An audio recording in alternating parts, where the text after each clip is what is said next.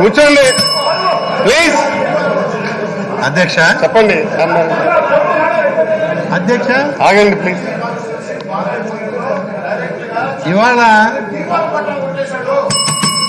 అధ్యక్ష ఈరోజు తొలి ప్రశ్నలో ఉన్నాం అధ్యక్ష. తొలి ప్రశ్న వేసింది ప్రతిపక్ష పార్టీకి సంబంధించిన గౌరవ సభ్యులు. మంత్రి గారు సమాధానం చెప్పారు. ఇంకా ఆ విషయం పైన ఎలాబొరేటివ్గా ఉన్నటువంటి అనుమానాలు తొలగించడానికి ముఖ్యమంత్రి గారు కూడా సమాధానం చెప్పడం జరిగింది అధ్యక్ష. తమరు ముఖ్యమంత్రి గారి సమాధానం తర్వాత ప్రతిపక్ష నాయకులకు కూడా అవకాశం ఇచ్చారు.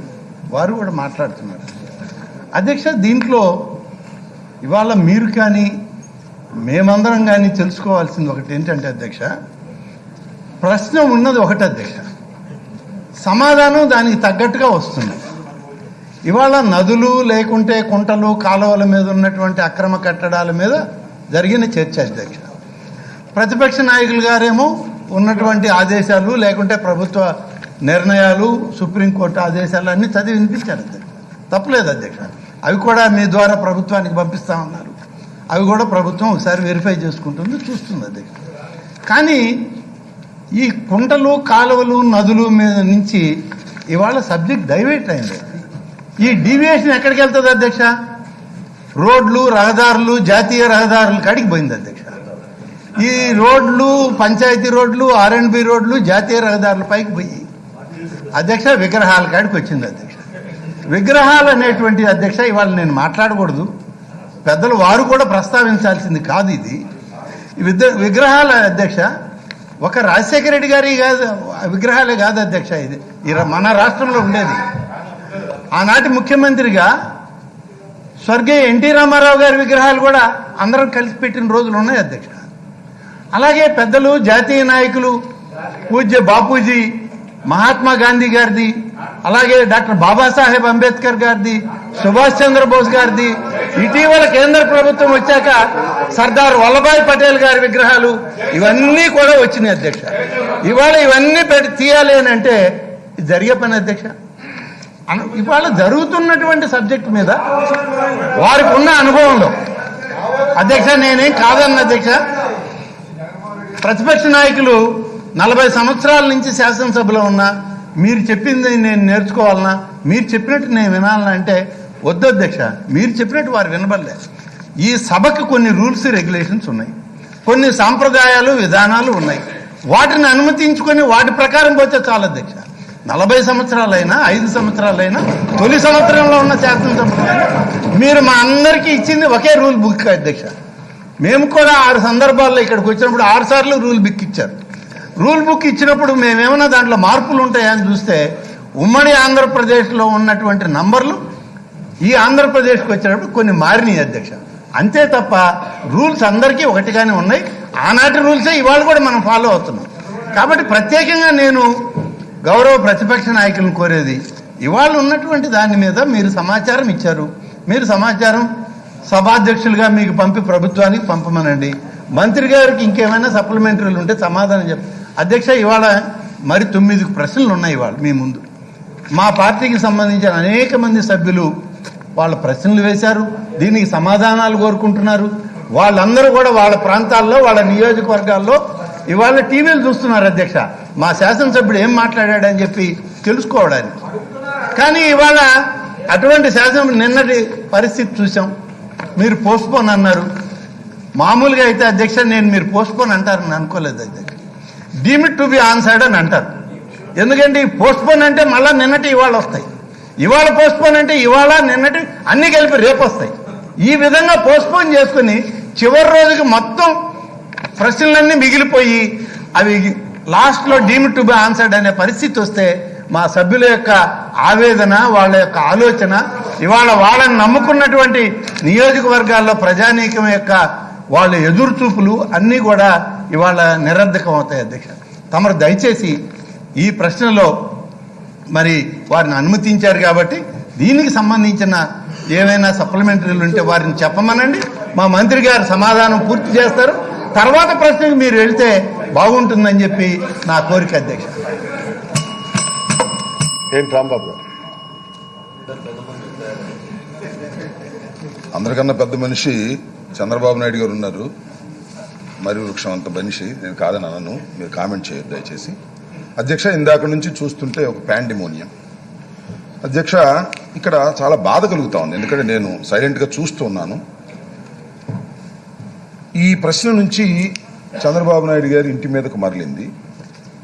చంద్రబాబు నాయుడు గారు తనకున్న అనుభవం దృష్ట్యా చాలా తెలివిగా దీన్ని తీసుకువెళ్ళి రోడ్డు పక్కన ఉన్న విగ్రహాల గురించి, ఆ తర్వాత రాజశేఖర రెడ్డి గారి విగ్రహాల గురించి మాట్లాడడం అనేది ఏమంత సమంజసం? పెద్దలు, ఇక్కడ జరుగుతున్నది ఏమిటి? మీరు ఆ విధంగా డైవర్ట్ చేసి మా వాళ్ళందరిని రెచ్చగొట్టి మీరు సింపతి పొందాలనే ప్రయత్నం చేయడం ధర్మం కాదనేది నా అభిప్రాయం. ఇంకొక అంశం ఏంటంటే అధ్యక్ష, ఇవాళ మీరు మీరు మీరు దయచేసి మాట్లాడకండి, మీరు దయచేసి మాట్లాడద్దు. దాంతో పాటుగా చంద్రబాబు నాయుడు గారు ఒక మాట మాట్లాడారు, నాకు చాలా ఆశ్చర్యం వేసింది. ఏంటంటే చట్టాలను నేను ఎప్పుడు అతిక్రమించను అన్నారు.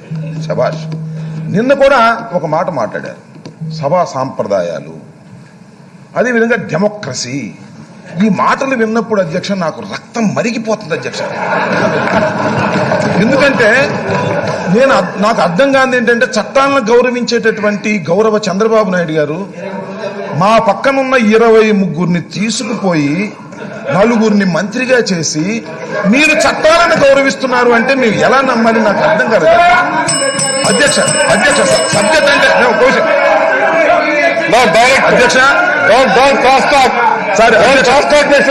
అధ్యక్ష అధ్యక్ష ఏమండి, మీరు ఒకసారి లేవండి సార్, ప్లీజ్. మీరు ఒకసారి లేవండి. అచ్చెన్నాయుడు గారు డైరెక్ట్ గా వంగి అక్కడికి వెళ్తున్నాడు అధ్యక్ష. ఏంటి నాకు అర్థం కాలేదు.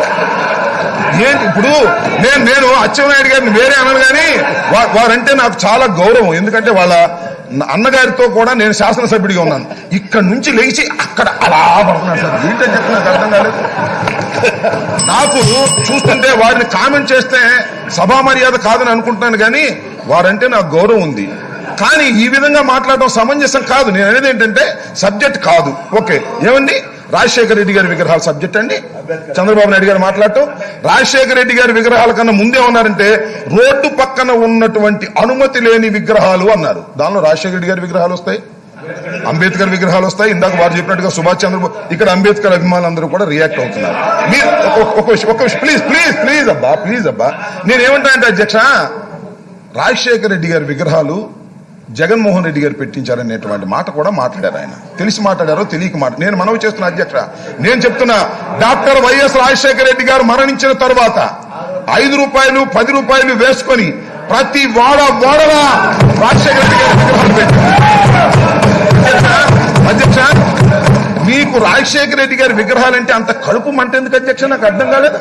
విజయవాడలో ఎవ్వరికీ అడ్డం లేని చోట రాజశేఖర రెడ్డి గారి విగ్రహం ఉంటే రోజు ఈయన వెళ్తుంటే చూసి ఓర్వలేక ఆ విగ్రహాన్ని తీసేసినటువంటి మహానుభావుడు ఈ పెద్ద మనిషి అధ్యక్ష. నేను అడుగుతా ఉన్నా, నేను ధర్మం కాదు ఇది. నేను చెప్పే విషయాలు మీరు గమనించాలని మనవి చేస్తున్నా అధ్యక్ష. వారికి నేను సవినయంగా మనవి చేస్తున్నా. మీరు ఒక అక్రమ కట్టడంలో ఉన్నారనేది అందరికీ తెలిసినటువంటి సత్యం. అది మీ ఇల్లు కాదు, అది లింగమనేని వారి గెస్ట్ హౌస్. ఆ గెస్ట్ హౌస్ లో మీరు ఎందుకున్నారో మాకందరికీ బాగా తెలుసు. నోటీస్ ఇచ్చారు. నేను మనవి చేస్తున్నా, మీరు దయచేసి ఆ ఇల్లును ఖాళీ చేసి ప్రభుత్వానికి సహకరించండి. ఆ ఇళ్లన్నిటికీ నోటీసులు ఇచ్చి చట్ట ప్రకారంగా యాక్షన్ తీసుకునేటప్పుడు మీరు ధైర్యంగా చెప్పండి, ఎస్ నేను ఒక అక్రమమైన కట్టడంలో ఉన్నాను, నిజమే నాకు తెలిసింది, నేను ఖాళీ చేసి వెళ్ళిపోతున్నాను, మీరు చట్ట ప్రకారంగా యాక్షన్ తీసుకోండి. ఇంకా ఏమన్నా అసలు అధ్యక్ష నేను తెలియకొడతాను, కరకట్ట ఎందుకు కడతారు అధ్యక్ష? ఎందుకు కడతారు? వాటర్ వస్తే ఊళ్ళ మీద పడుకోకుండా కరకట్ట కడతారు. ఈ కరకట్ట లోపల ఇళ్లు కట్టడం ఏంటి అధ్యక్ష? నాకు అర్థం కాలేదు. దానిలో చట్టాన్ని గౌరవించవలసినటువంటి ముఖ్యమంత్రి గారే ఉన్నటువంటి అధ్యక్ష. కంచె చేనుమైనటువంటి ఇది కదా, కంచె చేనుమైనటువంటి చట్టాలను ఉల్లంఘించి ఇక్కడికి వచ్చి బ్రహ్మాండంగా ఉపన్యాసాలు చెప్తే ధర్మంగా ఉంటుంది అధ్యక్ష. నేను మనవి చేస్తున్నా, గౌరవ ప్రతిపక్ష నాయకులు మీరు కాస్త ఓర్పుగా వ్యవహరించండి తప్ప ఏదో ఒక విధంగా గిల్లి కజ్జాలు పెట్టుకొని నాకు అవమానం జరిగినా పర్వాలేదు, నేను ప్రజల కోసం అవమానపడతాను. ఏ అవమానం జరుగుతుంది అధ్యక్ష? మీకు జరగాల్సిన అవమానం ఏదో మొన్న పూర్తిగా జరిగిపోయింది. ఇంకా అంతకన్నా ఏం అవమానం జరగదని మనం చెప్తాం అధ్యక్ష. మేము అవసరమైతే రోడ్డు మీద పడుకుంటాం. ఏంటి రోడ్డు మీద పడుకుంటారా మీరు? ఇప్పుడే రోడ్డు మీద పడుకున్నారా మీరు? ఊరిని యాక్షన్ కోసం మీ రోడ్డు మీద పడుకోవాలనేటువంటి కెమెరాల్లో పోతుంది కాబట్టి దాన్ని చెప్పాలనే ప్రయత్నం చేస్తున్నారు. ఒక డ్రామా ఆడుతున్నారు. దయచేసి నేను మనవి చేస్తున్నా సభ్యులందరికీ కూడా